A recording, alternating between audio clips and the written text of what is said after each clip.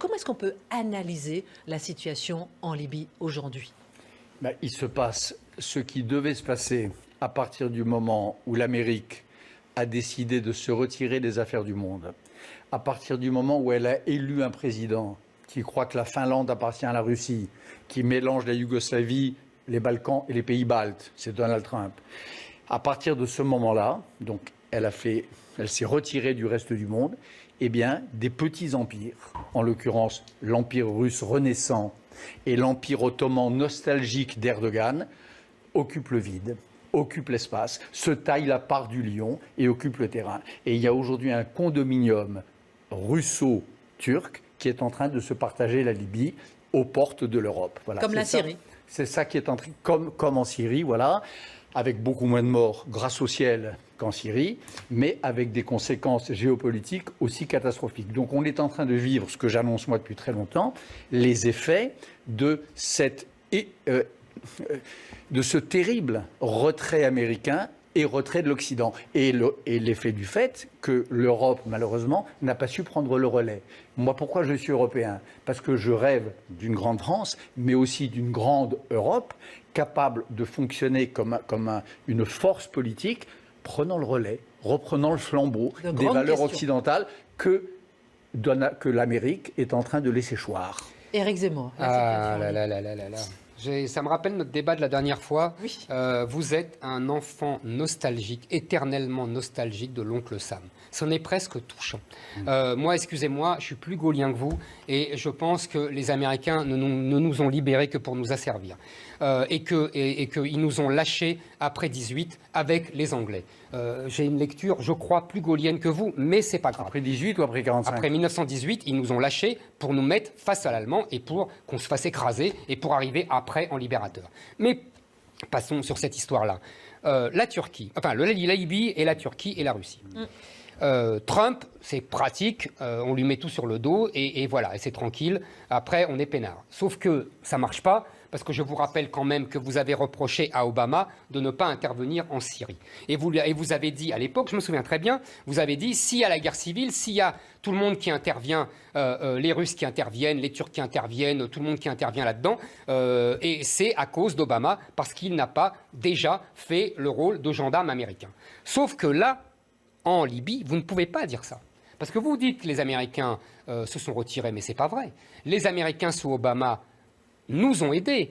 Le petit américain, le petit gendarme américain, vous l'avez trouvé avec Sarkozy et vous lui avez fait jouer le rôle du petit gendarme américain qui a massacré Kadhafi. Le résultat, la Turquie et la Russie en Libye, c'est vous. C'est vous, c'est à cause de vous. C'est pas aujourd'hui. Mais oui, mais tout est à cause de vous. S'il y avait Kadhafi aujourd'hui, il n'y aurait pas les Turcs. Ouais.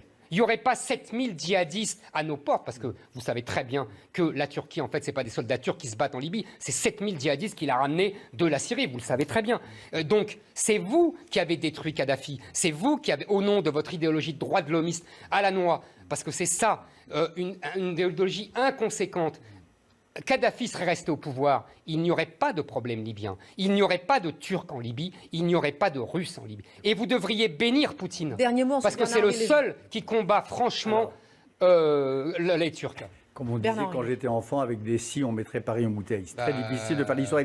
Mais prenons l'hypothèse. Encore une fois, les conséquences de ces actes. Et si Kadhafi était resté au pouvoir? Prenons une seconde cette hypothèse. Absolument. Et si Kadhafi était resté au pouvoir, alors je pense que la Libye serait une autre Syrie.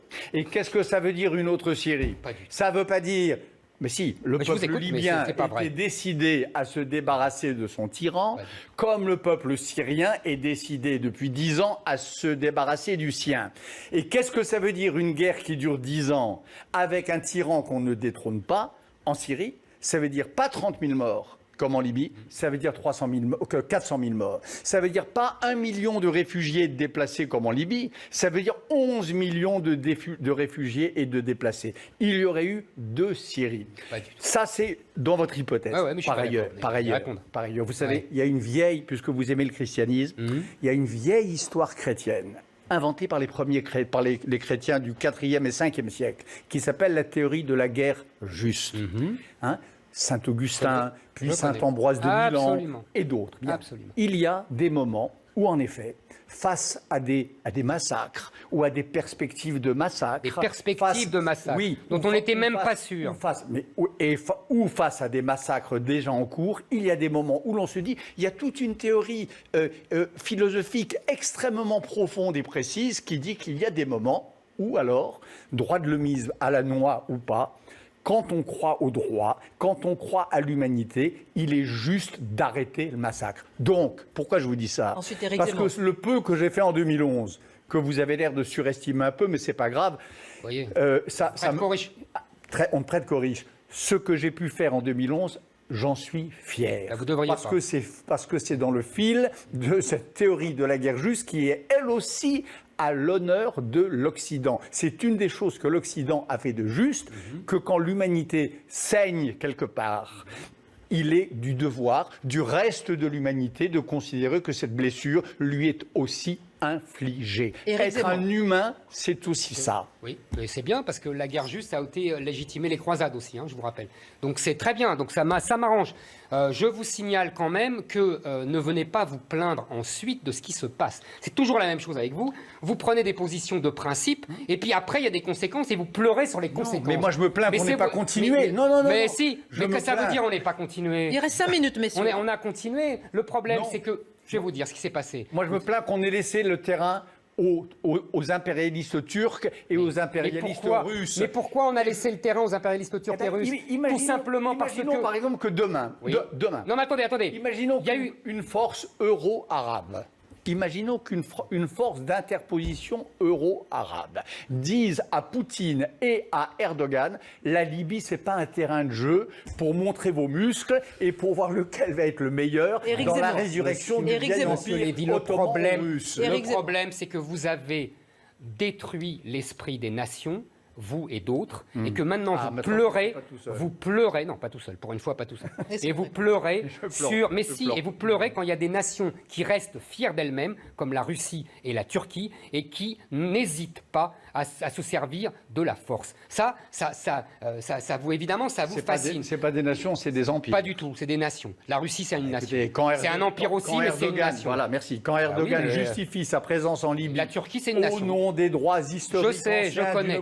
Ça s'appelle nostalgie. Mais revenons, tout à fait d'accord. Mais moi, je ne critique pas, je suis un admirateur de Napoléon et je suis un inconsolable de la fin de l'Empire français. Donc je les comprends très bien. Et les Russes et les Turcs. Vous voyez, moi, je ne suis pas comme vous. Et puis en plus... Moi, je dis pas que je les comprends pas, je dis que c'est mes ennemis. Bah oui, moi aussi. Moi, la Turquie, oui, mais pas la Russie. Et moi, je pense que la Russie, c'est mon ennemi. Bah, pas du tout. En 2012, il y a des élections. En 2014, les élections sont contestées par les armes. Tout de suite.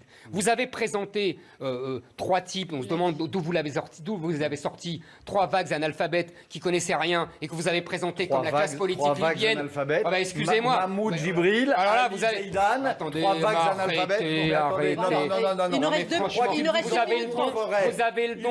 Vous avez le don de sortir de votre chapeau. Ah oui, mais qu'est-ce qu'ils sont devenus tous ces gens? Bon, alors, Bernard-Henri Lévy répond. Voilà, vous voyez. Mahmoud Djibril vient de mourir du Covid-19 et je lui rends précisément hommage dans ce livre. Vous me faites rire. Et le vague analphabète Mahmoud Djibril, le jour où il a remercié Sarkozy de l'intervention, il l'a fait, alors encore, vous allez dire que je suis obsédé, au nom de la mémoire française du 18 juin 40. Et rappelons qu'on ne peut pas dire que... existe. Au nom de la grandeur de la France. Le vague analphabète Mahmoud Djibril se réclamait d'une grandeur de la France que vous êtes en train, depuis le début de cette émission, de conchier. Et quant au Premier ministre qui a régné entre 2012 et 2014, Ali Zeidan, c'était un grand monsieur. C'était un musulman éclairé. C'était un musulman démocrate. C'était un homme qui croyait aux droits de l'homme. Et qui croyait que les femmes étaient plus belles quand elles avaient le visage dévoilé que quand elles étaient enfermées sous des burqas. Il a perdu. Merci. Provisoirement. Merci. Il l'emportera peut-être. Et je vais vous dire, en plus, vous avez détruit le système de Kadhafi qui était beaucoup plus subtil qu'on le disait. C'est-à-dire que c'était un système d'horlogerie. Il mettait des tribus de l'Est à l'Ouest, des tribus de l'Ouest à l'Est. Mais oui, c'était beaucoup plus subtil qu'on le croit en France. Et donc vous avez détruit tout ça. Et après vous pleurez sur l'arrivée des Turcs. L'émission est terminée. Bernard-Henri Lévy, il vous êtes le responsable des Turcs. 3 secondes pour un dernier mot. Le premier article que j'ai publié après la guerre de Libye, je me rappelle, c'était dans Newsweek. C'est pour dire que la mort de Kadhafi dans les conditions ignominieuses où elle s'était produite était terrible et était une catastrophe pour cette jeune révolution libyenne. Et mon dernier mot encore, c'est que j'aurais aimé ensuite, en effet, qu'on fasse ce qu'on appelle du nation building, qu'on aide ce peuple libéré. Mais ils vous ont renvoyé, à se reconstruire. ce peuple libéré vous a renvoyé, nous et les Français, on a été renvoyés, vous avez tout gagné. Et le résultat, vous nous dites d'un côté, je suis contre les islamistes, attendez, je suis contre les islamistes, et vous faites le jeu des islamistes avec le Qatar, qui est l'allié des frères musulmans, qui est l'allié de la Turquie. Je vois pas d'abord ce que j'aimerais. Vous êtes comme d'habitude. Nous avons terminé. Et mon vrai dernier mot, Christine Kelly, c'est que Oui. je ne pleure jamais. Merci beaucoup, messieurs, pour ce débat. Une heure de débat. Il a même tombé la veste. Excellente. Merci.